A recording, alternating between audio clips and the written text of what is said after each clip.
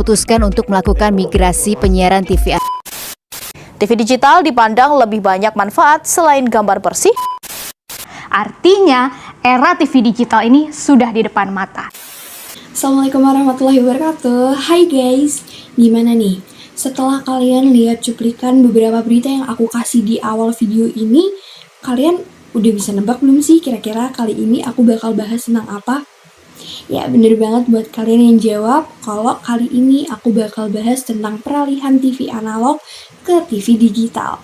Jadi gak usah lama-lama nih, mari kita bahas sampai tuntas. So let's check it out. Kemenkominfo mengabarkan bahwa siaran televisi analog ini akan segera dihapuskan selambat-lambatnya, yaitu pada tanggal 22 November tahun 2022 yang akan mendatang. Saat ini itu penghapusan siaran televisi analog atau ASO tahap 1 sedang dilaksanakan di 6 daerah yang ada di Indonesia. Setelah penghapusan televisi analog ini, maka siaran televisi akan diubah menjadi siaran televisi digital. Nah, siaran televisi digital ini tentu aja nih punya kualitas yang jauh lebih baik daripada TV analog, teman-teman.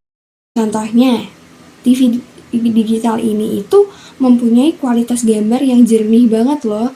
Jadi dia itu nggak ada bintik-bintiknya kayak pas di TV analog yang ada bintik-bintiknya atau yang sering kita sebut noise.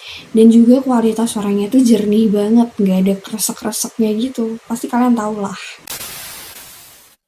Buat kalian semua yang pada mikir kalau misal siaran televisi digital ini dia merupakan televisi streaming yang membutuhkan layanan internet, kalian salah besar. Soalnya kenapa? Ya karena siaran televisi digital ini itu dia dapat diakses melalui perangkat yang memang mendukung layanan siaran televisi digital, teman-teman. Jadi kita itu kalau mikir siaran televisi digital merupakan streaming internet itu salah banget ya, karena ya emang kita tuh nggak perlu pakai internet buat ngeakses digital ini gitu, teman-teman. Memang alasannya kenapa sih kok tiba-tiba dari siaran analog diganti menjadi siaran digital? Emang apa sih yang mempengaruhi itu? Kenapa kita nggak bebas memilih kalau misalnya mau analog ya analog, ya mau digital ya digital? Menurut Dedi Permadi, sebagai juru bicara Kominfo, ada 5 alasan mengapa pemerintah melakukan perpindahan dari analog menuju ke digital.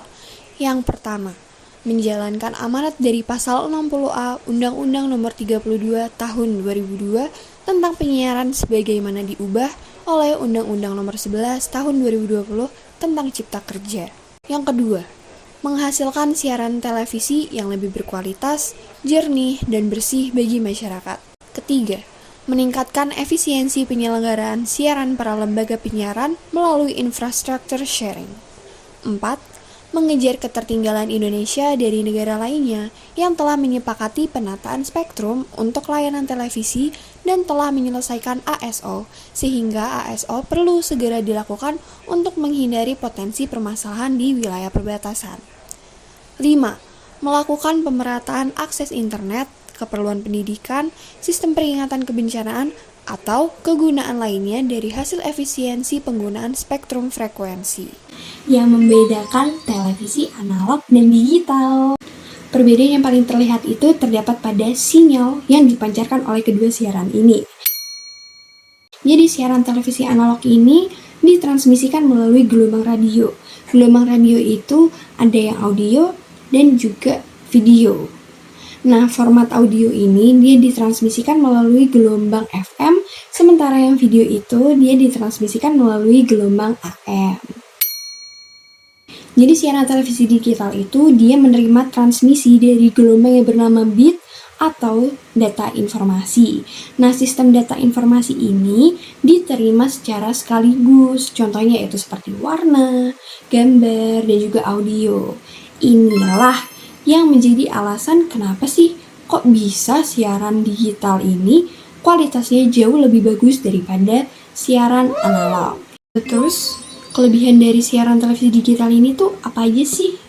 Pertama, jadi siaran televisi digital ini itu memungkinkan munculnya dan memiliki kualitas gambar dan juga audio yang jernih, tidak berbayang, ataupun muncul noise, yaitu bintik-bintik yang kayak semut lagi perang, pasti kalian tahu lah. Terus digital ini juga memiliki rasio 16:9, jadi layarnya itu lebih lebar, nggak kayak analog yang dia itu rasionya cuma 3:4. Jadi meskipun digital ini tuh lebar, tapi gambarnya tetap nggak gepeng kok. Terus kalaupun misal ada petir, gambarnya tetap masih oke. 2. Sistem penyiaran digital ini memungkinkan adanya penghematan spektrum frekuensi radio. Serius? Kok bisa sih kayak gitu? Ya bisa aja, soalnya emang pita frekuensi yang digunain sama siaran digital itu jauh lebih sedikit daripada yang digunain sama sistem analog. Bayangin aja deh, analog itu dia menggunakan pita frekuensi selebar 8 MHz cuma buat satu kanal transmisi doang loh. Nah, sementara siaran digital dengan teknik multiplex itu dia bisa memancarkan 6 hingga 8 kanal transmisi dengan pita frekuensi yang sama dengan analog tadi. 3. Jadi sinyalnya itu jauh lebih bagus daripada analog. Soalnya analog itu dia lokasinya kalau semakin jauh dari lokasi stasiun pemancar televisi, maka sinyalnya itu akan semakin melemah, sehingga tayangan yang akan dimunculkan itu juga semakin buruk. Nah, sementara sistem digital itu, walaupun dia letaknya jauh dari lokasi stasiun pemancar televisi ini, dia itu kualitas gambar dan audionya tetap bagus, sampai di mana titik dia tidak dapat menerima sinyal lagi. Kalau misal aku belum punya televisi digital, apa aku harus beli televisi digital dulu? Gimana nih solusinya? Tenang aja, kalian nggak perlu kok buang-buang duit buat beli televisi baru. Ada nih solusinya, yaitu dengan punya alat set-top box atau STB. Dan kalau misal kalian udah punya itu, tinggal dihubungin deh ke perangkat TV analog kalian. Nah, dengan adanya STB ini, meskipun kalian masih menggunakan TV analog, kalian tetap bisa nih menonton siaran televisi digital dengan alat set-top box ini.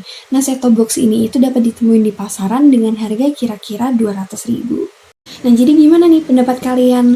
Kalian udah gak sabar buat tunggu adanya realisasi dari sistem penyiaran digital ini, atau malah kalian kurang setuju nih dengan adanya perpindahan dari analog ke digital?